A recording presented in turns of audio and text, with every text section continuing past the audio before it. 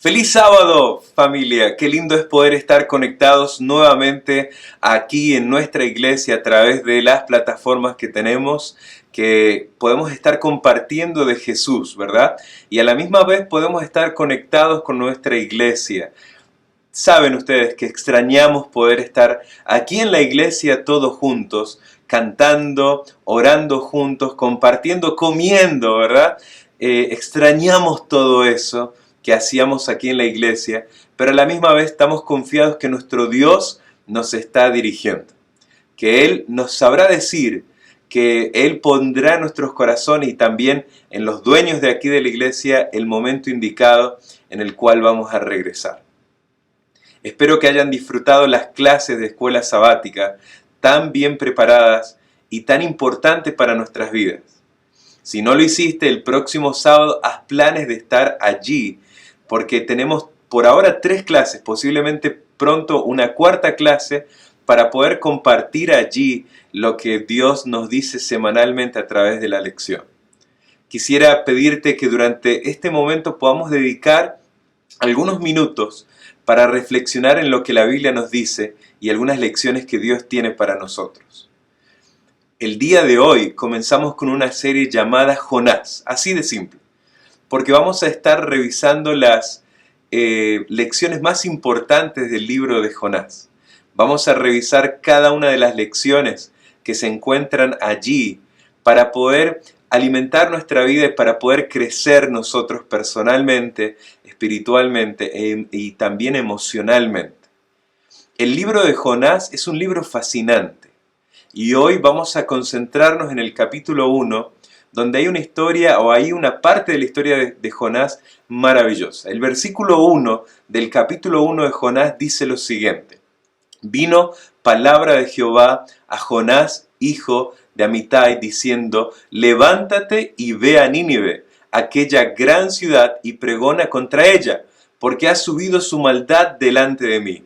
Y Jonás se levantó para huir de la presencia de Jehová a Tarsis. Y aquí está la primera lección para nosotros en esta mañana. Es interesante que la misma palabra de Jehová viene a Jonás. Es interesante que la misma palabra de Dios viene y le dice exactamente lo que tiene que hacer. Quizás tú te debes preguntar en este momento, ¿cómo puede ser que Jonás, cuando escucha la misma palabra de Dios, decide huir de la presencia o del mensaje o del objetivo, de la misión que Dios le está encomendando? ¿Cómo puede ser que escuchando audiblemente la voz de Dios, Jonás decide huir lejos? ¿Sabes? Es interesante la vida de Jonás. Es interesante saber que él era un profeta, pero aún así en su corazón había dudas. El mar, la tempestad, la tormenta que vive luego, que vamos a verlo más adelante, ya había comenzado en su corazón. Las dudas, el rencor, el no querer perdonar. Porque ¿sabes qué? Jesús dijo alguna vez, ¿de qué manera lees la Biblia? Porque lo que Dios le está diciendo a Jonás es que vaya y predique a esta ciudad Nínive, de aproximadamente 1 millón de habitantes, que la misericordia de Dios todavía está en vigencia. Le está diciendo que vaya y predique un mensaje de arrepentimiento y de perdón, de gracia.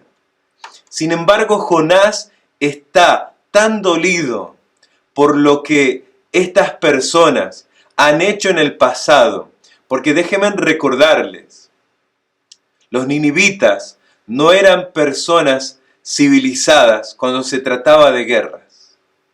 Es más, probablemente Jonás ha sido víctima de los maltratos o familiares de él o cercanos de él, de los maltratos que los ninivitas alguna vez tuvieron con su pueblo. Y qué difícil es perdonar. Qué difícil es perdonar. La Biblia dice que Jonás se sube a un bote, a una nave, que partía a Tarsis, del otro lado. Dios le dijo que fuera de un lado, pero Jonás se va del otro lado. ¿Y sabes qué interesante? Que allí en el versículo 3 vuelve a decir que él quería irse lejos de la presencia de Dios. Y quizás tú no sabes, pero es imposible irte lejos de la presencia de Dios. Es imposible huir. ¿A dónde huiré de tu presencia?, dice el salmista. A donde quiera que vaya, allí tú estás. No hay rincón, no hay lugar lejano, no hay lugar más oscuro donde usted pueda esconderse de Dios, que Dios no esté allí. La presencia de Dios va donde quiera que nosotros vayamos. Y qué difícil es llegar a esta conclusión, qué difícil es entender esto. Porque ¿sabes qué? Su presencia va contigo, el Señor constantemente te está buscando. Es interesante que Dios constantemente quiere reconciliarte, quiere perdonarte, quiere establecer una nueva relación contigo, pero el problema no es Dios, el problema muchas veces somos nosotros. ¿Sabes? Muchas veces nosotros podemos tener la presencia de Dios, muchas veces Dios puede inundar nuestra vida con su presencia. Constantemente Dios viene con su presencia a nuestra vida. El problema es que nosotros en muchas ocasiones no estamos presentes cuando tenemos la compañía de Dios, cuando tenemos la presencia de Dios, cuando Dios está rodeándonos con su presencia. Estamos ausentes, estamos presentes físicamente, pero ausentes espiritualmente. Y usted dirá, ¿cómo puede ser esto? Pues claro. ¿Usted ha visto alguna vez una persona que está presente físicamente, pero está ausente emocionalmente o mentalmente? A veces pasa, a veces en la iglesia pasa. A veces hay personas que vienen a la iglesia o que venían a la iglesia y estaban físicamente aquí, pero su mente estaba preocupada en cualquier otra cosa. A veces pasa también en el hogar, cuando un padre o una madre está físicamente presente, pero no está emocionalmente presente con su familia. A veces pasa cuando un padre está físicamente presente, pero no está involucrado en las emociones de su familia. Eso es estar físicamente presente, pero estar emocionalmente ausente. Y se puede. Es más, alguien dijo alguna vez que se puede ser inclusive buen papá o buena mamá, pero no necesariamente un buen esposo a la misma vez o una buena esposa. Ser buen papá no significa ser buen esposo. Ser buena mamá no significa ser buena esposa. Porque podemos estar cumpliendo un rol, pero desatendiendo otro rol tan importante en la familia. Y con Dios sucede lo mismo. Hay personas que son conscientes de la presencia de Dios en su vida, pero aún así están ausentes emocionalmente, espiritualmente, no conectados con Dios. No conectados con Dios. Y sabes, muchas veces hemos pensado en Jonás como alguien a quien podemos criticar, a quien podemos decir, no, Jonás, ¿cómo te vas a ir lejos? ¿Cómo vas a intentar escapar de la presencia de Dios? No hay manera, there's no way para irte lejos de la presencia de Dios. Pero qué fácil es juzgar, ¿verdad? Con el diario del lunes. Qué fácil es decir, oh, yo hubiese hecho esto si hubiese estado en lugar de Jonás. Pero qué difícil es ponerse en los zapatos de Jonás. ¿Sabes? Jonás le costaba perdonar así como tú y yo. Porque sabes que perdonar no es fácil. Qué difícil es perdonar. Qué difícil para Jonás es acercarse a este pueblo y ofrecerles un mensaje de perdón, de misericordia. Qué difícil para Jonás, después de todo lo que le hicieron, en vez de ellos venir a Jonás y decirle perdónanos, Ahora Jonás tiene que ir a ofrecerles un mensaje de perdón, de arrepentimiento, de misericordia, de gracia de Dios.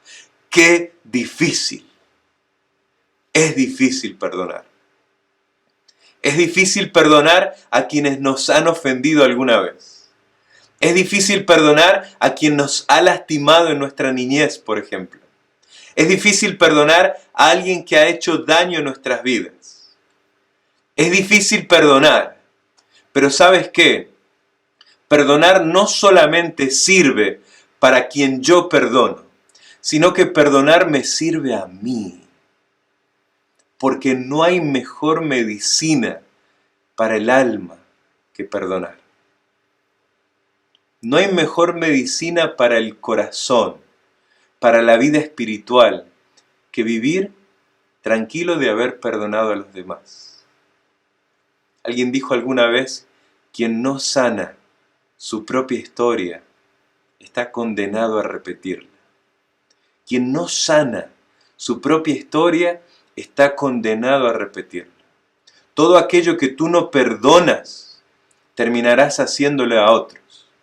Todo aquello que tú no has perdonado en la vida, terminarás también tú repitiendo la misma historia. Todo aquello que tú no te atreves a decir, te perdono, y no de palabras, no de un text message, no de un texto, sino de pararte enfrente y decir, te perdono, estás condenado, si no lo haces, a repetir la misma historia. ¿Sabes? Dios siempre nos invita a ir. Dios siempre te dice, da el primer paso. Da el primer paso. Y ¿sabes qué? Yo siempre les digo algo, Dios nunca nos pide algo que Él no lo haya hecho. Y recuerdas tú a Adán y Eva, ¿verdad? Cuando ellos estaban escondidos entre los arbustos y entre los árboles del huerto del Edén, Dios se le aparece y le pregunta, ¿dónde estás? Porque Dios no viene con un mensaje de condenación, sino que viene con un mensaje de salvación, de redención. Qué difícil es perdonar, pero sin duda es la medicina más importante para nuestras vidas. Hay veces, querida familia, queridos amigos, que es necesario dar ese primer paso y decir, hey, te perdono, aunque la otra persona no nos diga, I'm sorry. Para Jonás es difícil y decide ir por el camino más fácil. Y el camino más fácil es huir. Y él piensa que está huyendo de la presencia de Dios. La Biblia dice en el versículo 9, cuando de repente se sube esta nave y en medio del mar se desata una tormenta gigante. Él baja a la parte baja del bote y se pone a dormir. Y allí el capitán viene y le dice, ¡hey, dormilón! ¿Qué haces, dormilón, allí? Estamos pereciendo, estamos muriendo. ¿Qué haces por allí, durmiendo? Y él le responde, después de algunas preguntas en relación a quién era él responde lo siguiente, soy hebreo y temo a Jehová, Dios de los cielos, que hizo el mar y la tierra.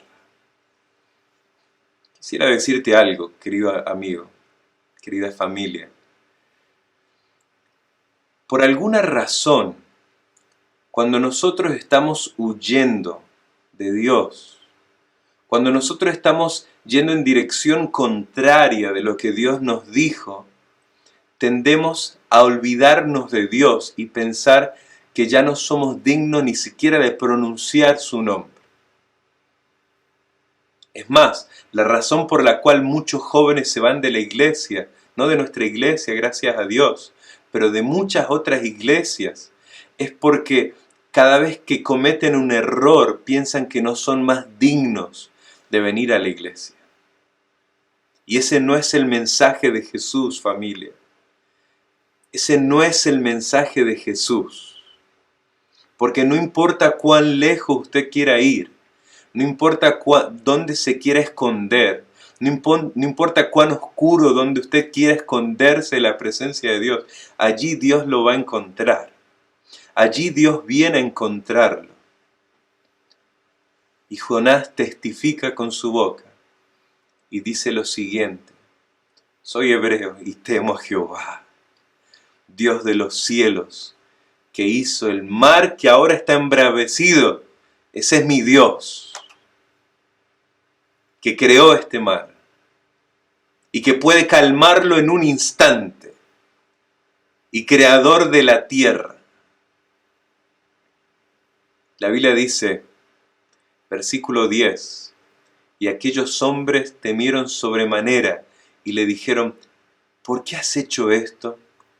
Porque ellos sabían que huía de la presencia de Dios, pues Él se lo había declarado.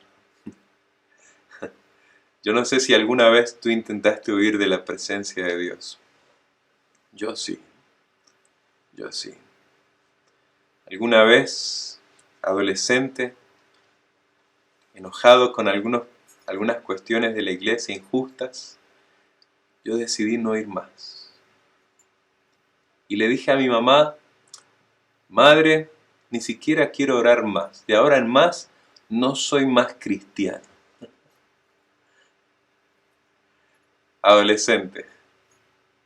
De ahora en más, no quiero orar más. Cuando oraban en mi casa por los alimentos, yo solo me doblaba, cruzaba los brazos, agachaba la cabeza y en señal de que no quería hablar con Dios por las cuestiones que no me parecían justas en la iglesia, ni siquiera cerraba los ojos.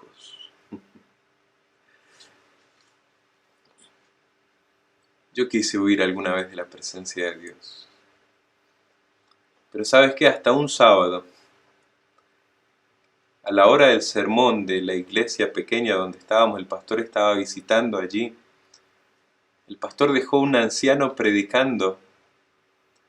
Y nunca me olvido aquel sábado, porque él llegó a la hora del sermón a mi casa, tocando la puerta, diciendo que quería hablar conmigo. Y yo en un principio estaba enojado: no, pastor, gracias por venir, pero la verdad es que es en vano su intento, pastor. Aquel pastor no me dijo nada, solo oró conmigo, y en medio de la oración dijo entre llanto: Dios ayuda a Jonathan a entender que tú eres bueno. ¿Sabes? No hay manera de huir de la presencia de Dios. Donde quiera que estés, Dios está buscándote. Él está contigo. La Biblia dice en el versículo 14: entonces clamaron a Jehová y dijeron: te rogamos ahora, Jehová, que no perezcamos nosotros por la vida de este hombre, ni pongas sobre nosotros la sangre inocente, porque tú, Jehová, has hecho como querido. Y tomaron a Jonás y lo echaron al mar, y el mar se aquietó de su furor, y temieron aquellos hombres a Jehová con gran temor, y ofrecieron sacrificios a Jehová, e hicieron votos. Y aquí está la anteúltima lección de esta mañana. Dios usa de una manera inexplicable. El criterio que Dios tiene para elegir a las personas que usa no es tu criterio, no es mi criterio, es el criterio de Dios. La manera que Dios elige a las personas para usarlas, para que otros escuchen de Él, para que otros entiendan quién es Dios, cuán bueno es Dios, es un criterio que nosotros a veces no alcanzamos a entender. Porque ¿sabes qué? Si nosotros no leyéramos esta parte de la historia y nos quedáramos con que este hombre, Jonás, está huyendo a Tarsis, miles de kilómetros lejos de donde Dios lo está enviando, si allí terminara este libro, pensaríamos que Jonás no calificaría para ser usado por Dios. Pero allí, en medio de huir, en medio de escaparse de la presencia de Dios, es allí que la presencia de Dios viene y lo inunda, y la presencia de Dios usa a Jonás, en este momento para que otros reconozcan el Dios poderoso de Jonás. Dios puede usarte de una manera increíble, donde quiera que estés. Dios puede usarte de una manera que tú no te imaginas. Dios quiere usarte de una manera que tú no te imaginas. Y los criterios que a veces tenemos de ser personas elocuentes, de ser personas estudiadas, de ser personas con 10 carreras, no son los criterios que Dios tiene para usarte. Dios puede usarte donde quiera que tú estés. Alguna vez una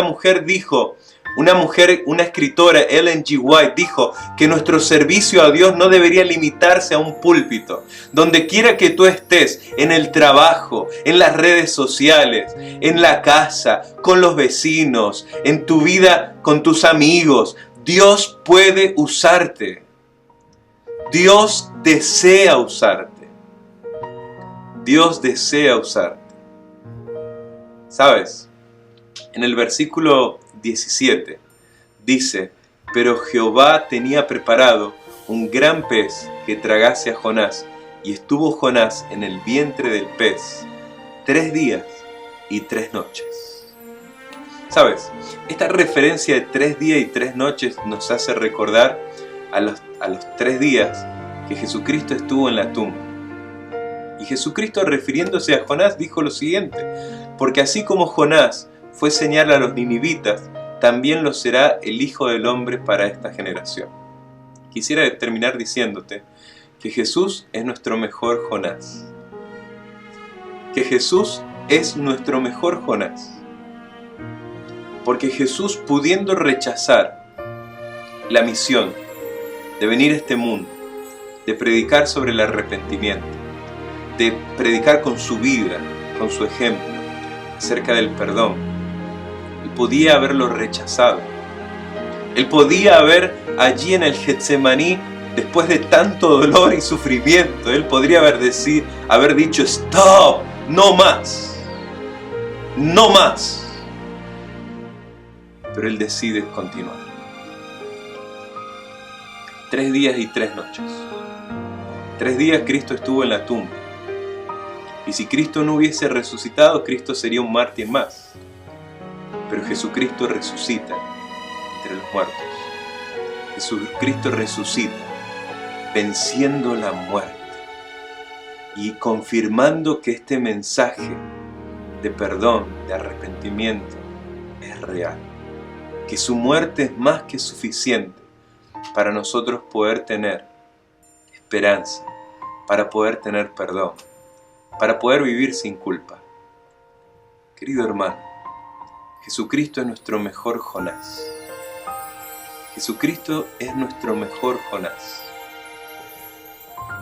Tú y yo podemos identificarnos con Jonás muchas veces tratando de vivir en la presencia de Dios, pero quisiera que en este momento tú y yo nos identifiquemos con los ninivitas. Tú y yo nos identifiquemos con los ninivitas y nuestro Jonás es Jesucristo, nuestro mejor Jonás, que no duda, que avanza y nos ofrece un mensaje de perdón, de paz y de gracia. Este es el mensaje de esta mañana. Ojalá tú y yo podamos aceptar ese Jesús, aceptar ese mensajero, aceptar esas palabras de arrepentimiento, de volvernos a Jehová, de volvernos a Dios, de que es necesario comenzar a perdonar a otros, de que es necesario sanar el corazón, de que es necesario, aunque no nos pidan perdón, decir te perdono. Porque el perdón no solamente es para otros, también es para ti. Que Dios te bendiga. Feliz sábado.